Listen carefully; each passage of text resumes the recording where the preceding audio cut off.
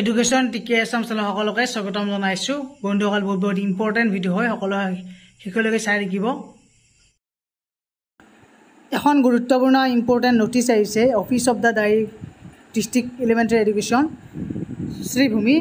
চ' এই নটিচখনত এইটোৱে লিখা আছে যে আমাৰ যিখিনি LP আৰু UP স্কুল আছে তাত যিহেতু বহুত শিক্ষক এটাচমেণ্টত আছে বা আমাৰ বাকী ডিষ্ট্ৰিক্টবিলাকতো থাকে, গতিকে এতিয়া নিজৰ স্কুলত তেওঁলোকে যাব লাগিব, কাৰণ এইটো কেঞ্চেল কৰা হৈছে এটাচমেণ্টত থকা যিবিলাক অৰ্ডাৰ আছিল আগতে। The order issued in this regard with approval of the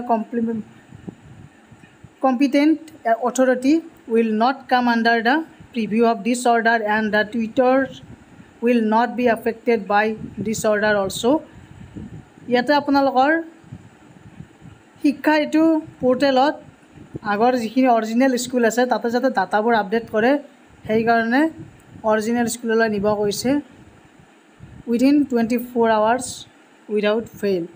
গতিকে যিবিলাক এনেকুৱাকৈ কিছুমান ছিংগল টিচাৰ থকা স্কুল থাকে সেইবিলাকত ডাইৰেক্ট যিহেতু প্ৰস্তুতি উঠাই নিয়া নাযায়, এটাচমেণ্টত দি থৈ দিয়ে, গতিকে সেইবিলাক স্কুলত এতিয়া এইটো কেঞ্চেল কৰা হৈছে এটাচমেণ্টত থকা যিটো প্ৰচেছ আছিল। গতিকে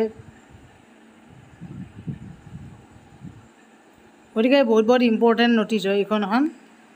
3 তাৰিখে প্ৰকাশ পোৱা। সকলোৱে শ্বেয়াৰ কৰি দিয়ক আৰু ছাবস্ক্ৰাইব কৰি ৰাখক। ধন্যবাদ, থেংক ইউ।